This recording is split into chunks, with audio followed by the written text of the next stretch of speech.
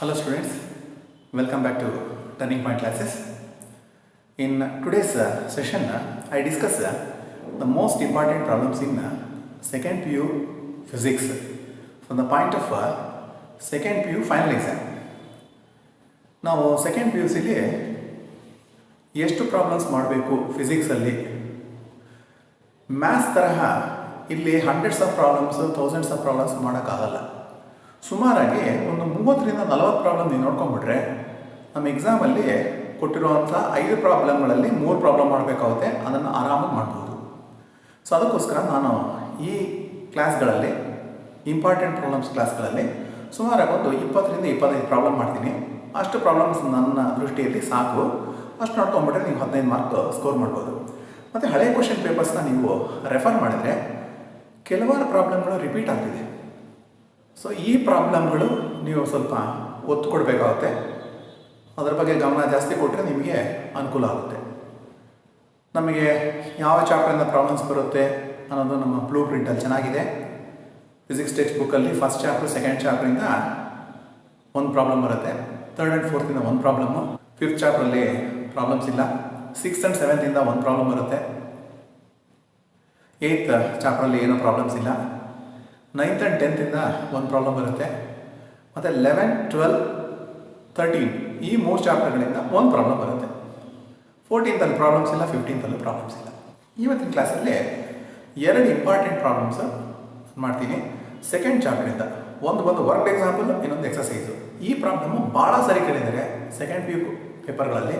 2014ಇಂದ ನೀವು 2021ವರೆಗೂ previous question papers refer ಮಾಡಿದರೆ ಬಹುಶಃ 2 ಸಾರಿ ಮಾತ್ರ ಫಸ್ಟ್ ಚಾಪ್ಟ್ರಿಂದ ಪ್ರಾಬ್ಲಮ್ಸ್ ಕೇಳಿದ್ದಾರೆ ಅಥವಾ ಬೇರೆ ಪ್ರಾಬ್ಲಮ್ಸ್ ಕೇಳಿದ್ದಾರೆ. ಬರೀ 2 ಸಾರಿ ಮಾತ್ರ ಬೇರೆ ಪ್ರಾಬ್ಲಮ್ ಕೇಳಿದ್ದಾರೆ. ಈ 2 ಪ್ರಾಬ್ಲಮ್ನ repeatedly it is being asked several times. So therefore you concentrate on these 2 problems. These 2 are really important.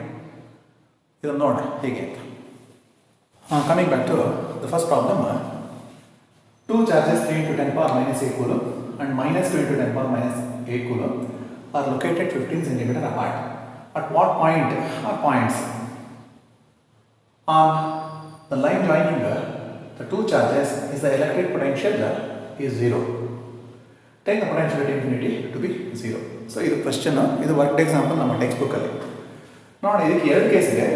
ಒಂದು ಕೇಸ್ ಒಂದು when point lies in between 2 point charges where the resultant electric potential is 0.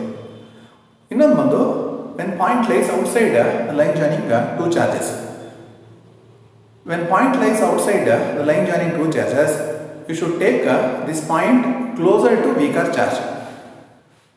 ಈಗ ಇಲ್ಲಿ 3 into 10 power minus 8 ಒಂದು ಕೊಟ್ಟಿದ್ದಾರೆ, ಇನ್ನೊಂದು minus 2 into 10 power minus 8 coulomb ಎರಡನೇ charge ಕೊಟ್ಟಿದ್ದಾರೆ.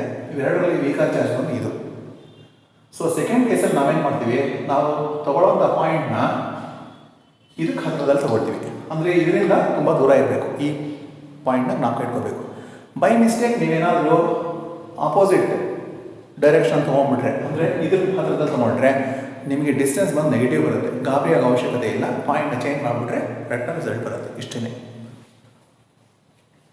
ಇದೇ ಥರ ಪ್ರಾಬ್ಲಮ್ಮು ವರ್ಕ್ ಎಕ್ಸಾಂಪಲ್ ಕೊಟ್ಟಿದ್ದಾರೆ, ಅದನ್ನು ನೋಡೋಣ ಈ ಪ್ರಾಬ್ಲಮ್ ಸಾಲ್ವ್ ಮಾಡಿದ್ರೆ. ಸೊ ಕೇಸ್ 1ಅಲ್ಲಿ ಏನು ಮಾಡಿದ್ವಿ, point B lies on the line joining the 2 charges that is in between. ಇಲ್ಲೊಂದು ಡಯಾಗ್ರಾಮ್ ಕೊಟ್ಟಿದ್ದೀನಿ, ಎಕ್ಸಾಮಲ್ಲಿ ಡಯಾಗ್ರಾಮ್ ಹಾಕಿಲ್ಲ ಅಂದರೆ 0 ಮಾರ್ಕ್ ಬರುತ್ತೆ. ಅದು ಬಹಳ ಮುಖ್ಯ ಸೆಕೆಂಡ್ ಪಿ ಯು ಸಿಲಿ. ಸೊ ಇಲ್ಲಿ point A, point B. Point A ಹತ್ರ 3 into 10 power minus 8 coulomb, point B ಅಲ್ಲಿ minus 2 into 10 power minus 8 coulomb ಈ ಚಾರ್ಜಸ್ ಇಟ್ಟಿದ್ದೀವಿ. ಇದು 2 ಡಿಸ್ಟೆನ್ಸ್, ಇದರ ಮಧ್ಯೆ ಇರುವಂಥ ಡಿಸ್ಟೆನ್ಸ್ ಬಂದು 15 centimeter ಇದೆ, ಅದನ್ನು ಹಾಕ್ಕೊಂಡಿದ್ದೀವಿ. ಈ ಪಾಯಿಂಟ್ ಪಿನ ಡಿಸ್ಟೆನ್ಸ್ ಎಕ್ಸ್ ಫ್ರಮ್ ಎ ಅದನ್ನು ಮಾರ್ಕ್ ಮಾಡಿದ್ದೀನಿ, ಇಲ್ಲಿ ಎಕ್ಸ್ಪ್ಲೈನ್ ಮಾಡಿದ್ದೀನಿ. X is the distance of point P in centimetre at which total potential due to 2 charges is 0. ನಾನು ಸೆಂಟಿಮೀಟರಲ್ಲಿ ರಿಟೈನ್ ಮಾಡ್ತೀನಿ, ಏನೂ ತೊಂದರೆ ಆಗಲ್ಲ. ಈ ರಿಮೈನಿಂಗ್ ಡಿಸ್ಟೆನ್ಸ್ ಬಂದು 15 minus x ಇಲ್ಲಿ ಬರ್ಕೊಂಡಿದ್ದೀನಿ. ಈಗ ನೋಡಿ, ಇಲ್ಲಿ P is a point at which the total potential due to these 2 charges is equal to 0. ಅಷ್ಟೇ. ಟೋಟಲ್ ಪೊಟೆನ್ಷಿಯಲ್ ನಮಗೆ ಪೊಟೆನ್ಷಿಯಲ್ ಕ್ಯಾಲ್ಕುಲೇಟ್ ಮಾಡೋ ಈಕ್ವೇಷನ್ ಗೊತ್ತಿದೆ, 1/4πε0 charge divided by distance.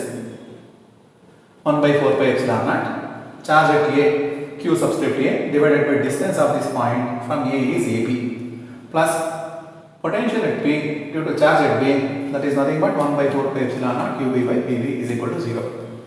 So ನೀವು divide throughout by 1/4 pi epsilon naught cancel ಮಾಡಿಬಿಟ್ರೆ ಇದು right side 0 ಇರೋದ್ರಿಂದ ಈಸಿಯಾಗಿ cancel ಮಾಡ್ಬೋದು.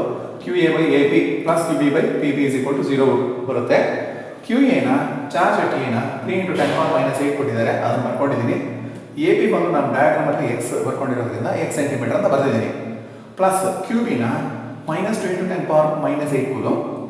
PB ಈ ಡಿಸ್ಟೆನ್ಸ್ ಬಂದು 15 - x, ಅದು ಇನ್ ಸೆಂಟಿಮೀಟರ್ ನಾನು ರಿಟೈನ್ ಮಾಡಿದ್ದೀನಿ, ಅದು ತೊಂದರೆ ಆಗಲ್ಲ, ಇಸ್ ಈಕ್ವಲ್ ಟು 0. ನೆಕ್ಸ್ಟ್ ಬಂದು ಇದು ನೆಗೆಟಿವ್ ಟರ್ಮ್, ಇದು ರೈಟ್ ಸೈಡ್ ಕಳಿಸಿ ಪಾಸಿಟಿವ್ ಆಗುತ್ತೆ. 10⁻⁸ 10⁻⁸ ಕ್ಯಾನ್ಸಲ್ ಮಾಡಿ ಕ್ರಾಸ್ ಮಲ್ಟಿಪ್ಲಿಕೇಶನ್ ಮಾಡಿದ್ರೆ 3 × 15 ಇಸ್ 45 ಆ್ಯಂಡ್ 3 × -x ಅಂದರೆ -3x ಬರುತ್ತೆ. ರೈಟ್ ಹ್ಯಾಂಡ್ ಸೈಡಲ್ಲಿ 2x ಉಳ್ಕೊಳ್ಳುತ್ತೆ. ಈ -3xನ ರೈಟ್ ಸೈಡ್ ಕಳಿಸಿ 5x ಆಗುತ್ತೆ, ಅದನ್ನು ನಾನು ಲೆಫ್ಟ್ ಸೈಡಲ್ಲಿ ಬರೆದಿದ್ದೀನಿ. 5x is equal to 45. 45 by 5 is nothing but 9, that is the value of x. So x is equal to 9 centimeter. ಇದೆಲ್ಲಿ ನಾವು ಬರೀಬೇಕಾಗುತ್ತೆ. So x is equal to 9 centimeter measured from positive charge. So ಈ positive charge ಇಂದ 9 centimeter distance ಅಂತ ಅದನ್ನು ಬರೀಬೇಕು ನಾವು. ಇಲ್ಲಿಗಾಯ್ತು. ಈಗ ಎರಡನೇ case ಬರೋಣ. ಎರಡನೇ ಕೇಸಲ್ಲಿ ಪಾಯಿಂಟ್ Q ಅಂತ ತಗೊಂಡಿದ್ದೀನಿ ನಾನು. Point Q lies outside the line joining two charges. ಅಂದರೆ AB ಹಾಗೆ ರೇಟಿಂಗ್ ಮಾಡಿದ್ದೀನಿ. B ಹತ್ರ ನೆಗೆಟಿವ್ ಚಾರ್ಜ್ -2 × 10⁻⁸ ಕೂಲಮ್. A ಅಲ್ಲಿ 3 × 10⁻⁸ ಕೂಲಮ್ ಚಾರ್ಜಸ್ ಇದೆ. ನಾವು ಈ point Q is at a distance y I have taken. So already explained. When you choose a point at which the resultant potential is to be 0, that point should be nearer to weaker charge. ನೀವು ಅಕಸ್ಮಾತ್ ರಾಂಗಲ್ಲಿ ಈ ಕಡೆ ತೊಗೊಂಡ್ಬಿಟ್ರೆ distance ಬಂದು negative ಬರುತ್ತೆ, ಇಮಿಡಿಯೇಟಾಗಿ clean ಮಾಡ್ಕೋಬೇಕು, ಇದು ಬಹಳ ಮುಖ್ಯ. ಈಗ ನಾನು y is a distance of point Q. Of course, I retained the same centimeter at which total potential due to two charges is equal to 0. ಆಯ್ತು.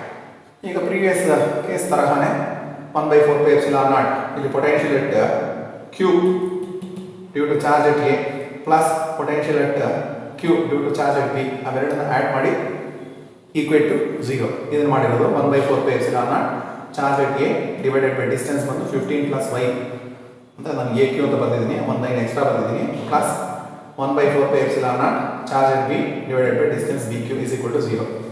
ಈ 1/4 pi epsilon naught throughout you cancel it.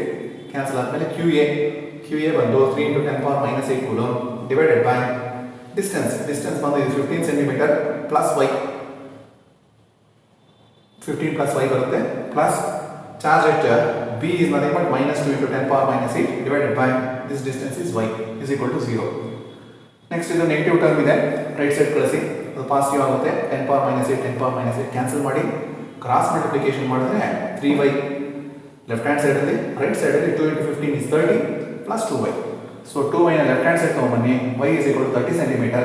This distance is measured from negative charge. ಇಲ್ಲಿಂದ 30 centimeter ಡಿಸ್ಟೆನ್ಸಲ್ಲಿ Q exists where the total potential is simply equal to 0. Very important problem ಇದು, ನೀವು ನೋಡ್ಕೊಳ್ಳಿ. ಇನ್ನೊಂದು exercise problem ಇದೆ, ಅದನ್ನು ನೋಡೋಣ. Same lines, numerical data small changes ಇದೆ, ಅದನ್ನು ಕಂಪ್ಲೀಟ್ ಮಾಡ್ತೀನಿ. ಎರಡನೇ ಪ್ರಾಬ್ಲಮ್ ಎಕ್ಸಸೈಸ್ ಪ್ರಾಬ್ಲಮ್ ತೊಗೊಂಡಿದ್ದೀನಿ ನೋಡಿ. ಚಾರ್ಜಸ್ 5 × 10⁻⁸ ಇದೊಂದು ಚೇಂಜ್ ಆಗಿದೆ, -3 × 10⁻⁸. ಸೊ ನ್ಯೂಮರಿಕಲ್ ವ್ಯಾಲ್ಯೂಸ್ ಮಾತ್ರ ಚೇಂಜ್ ಆಗಿದೆ. Distance is changed to 16 centimeter. ಇನ್ನು ಬೇರೆದೇನು ಚೇಂಜ್ ಇಲ್ಲ ಇಲ್ಲಿ. Return method there is no change. So P had taken point in between the two charges which lies on the line joining the two given charges. So x ಅಂತ ನಾನು distance ತಗೊಂಡಿದ್ದೀನಿ. Return method total potential at point P due to these two charges is equal to 0.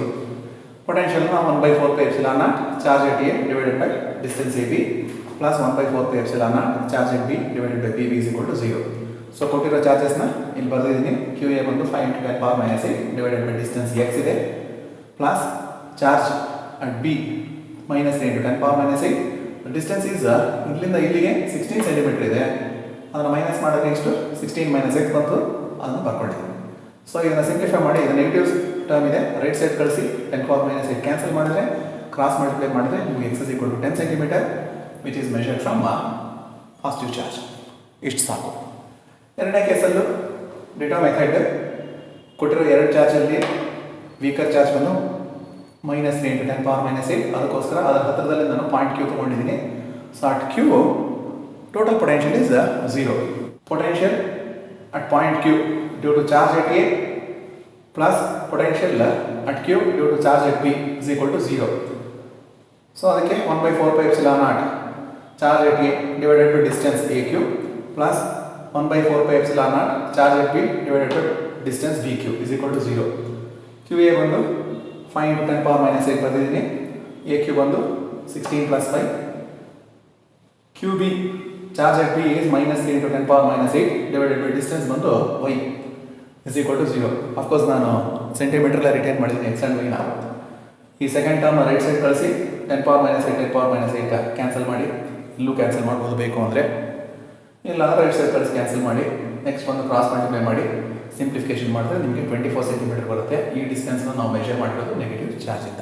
ಇಷ್ಟು ಸಾಕು ಇವತ್ತು ಈ important problems ಇದರಲ್ಲಿ.